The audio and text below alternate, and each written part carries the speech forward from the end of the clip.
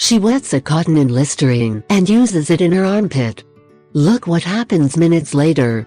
Amazing! Although virtually everyone uses Listerine as a mouthwash, their inventors have many more things to consider.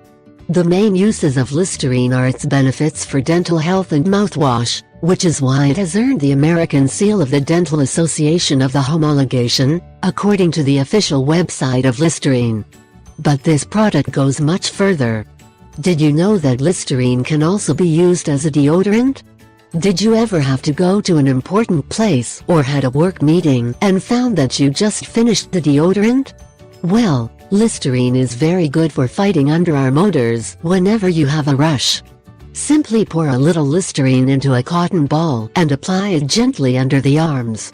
Although hard to believe, Listerine is also very good for other home remedies. Let's give 2 examples. 1. Soak your feet. According to the top 10 home remedies, Listerine can be very good to get rid of toenail fungus.